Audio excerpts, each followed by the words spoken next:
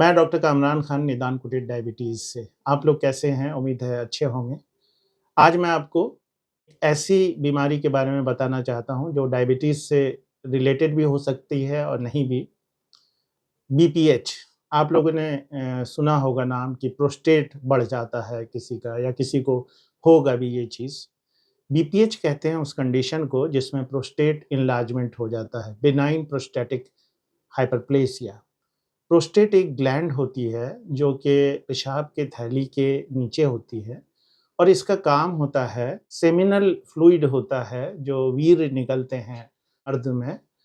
Prostate का काम होता है सेमिनल फ्लूइड जो वीर्य होता है उसमें ज़्यादा प्रोस्टेटिक सिक्रीशन होता है और वीर्य बनाने में वो मदद करता है। तो जब कोई आदमी रिप्रोडक्टिव एज में रहता है यानी उसको जब बच्चे को जनने का जो एज होता है मेल में 25 साल से लेके 20 साल से लेके 40-45 साल तक, तो ये काफ़ी एक्टिव रहता है ये ग्लैंड। लेकिन उसके बाद जब इंसान की एज थोड़ी बढ़ती है, तो ये ग्लैंड बढ़ना शुरू कर जाता है, साइज़ में बढ़ने लगता है और कभी-कभी इतना बढ़ जाता है कि ये पेशाब की नली को दबाने लगता है।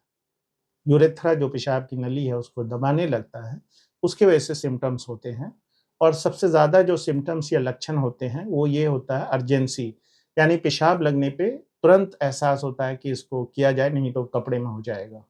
पहली चीज़ ये है, दूसरी चीज़ होती है फ्रीक्वेंसी, बार-बार होता है, रात में ज़्यादा होने लगता है पेशाब। तीसरी चीज़ है कि पेशाब करने के बाद 1-2 ड्रॉप ड्रिबलिंग होने लगती है, ये भी प्रोस्टेट बढ़ने का एक सिम्पटम है। चौथी चीज़ ये हो सकती है कि पेशाब करने में ही काफ़ी देर हो जाए और जो पेशाब का स्ट्रीम है, यूरिनरी स्ट्रीम है, वो काफ़ी थिन और काफ़ी वीक हो जाए, बहुत धीरे-धीरे पेशाब निकलता।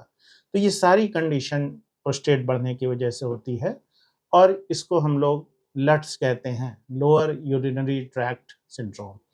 तो लट्स का हो जाना ये निशानी है कि प्रोस्टेट बढ़ जाता है और कोई भी पेशेंट जिनको इस तरह की तकलीफ हो रही है, अर्जेंसी, फ्रीक्वेंसी, रात में पेशाब बार-बार होना या बार-बार पेशाब में इन्फेक्शन हो जाना, बी कोलाई जो आम ज़ुबान में कहते हैं, यूटीआई हो जाना, अगर ये पेशेंट को हो रहा है, तो फिर उनको अल्ट्रासाउंड कराना चाहिए। प्रोस्टेट का वेट हम लोग देखते हैं और साथ-साथ ये देखते हैं कि पेशाब करने के बाद कितना पेशाब थैली में जमा रह गया, पोस्ट वाइड यूरिनरी वॉल्यूम। तो पोस्ट वाइट यूरिनरी वॉल्यूम अगर ये ज़्यादा होता है 40 एमएल से ज़्यादा होता है तब हम लोग सिग्निफिकेंट कहते हैं इसको और उसके बाद उसको ट्रीटमेंट करते हैं। ट्रीटमेंट में प्रोस्टेट बढ़ने के ट्रीटमेंट में 80% पेशेंट दवा से बहुत हद तक ठीक हो जाते हैं, उनका सिम्पटम चला जाता है। कुछ दिन दवा खाने की ज़रूरत होती है उनको, लेकिन कभी-कभी प्रोस्टेट काफ़ी बढ़ जाता है और ये 50, 60, 70 ग्राम तक जा सकता है।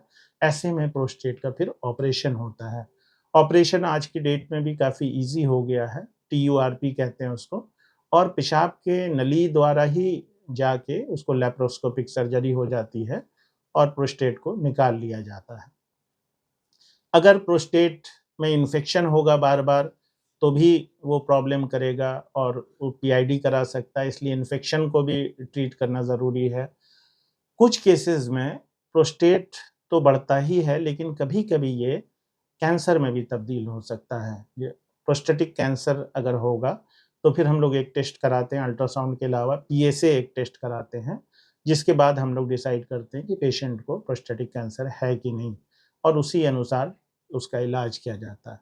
तो आप लोगों को किसी को भी अगर ये सिम्पटम्स है, डायबिटीज़ के अलावा या डायबिटीज़ नहीं भी है तब भी, तो आप ज़रूर और आपका एज अगर 40 के ऊपर है, 45 के ऊपर है, तो आप एक बार अल्ट्रासाउंड ज़रूर कराएँ ताकि प्रोस्टेट के बारे में जानकारी मिल सके और सही समय पर इलाज हो सके। उम्मीद है ये वीडियो आपको पसंद आया होगा। धन्यवाद।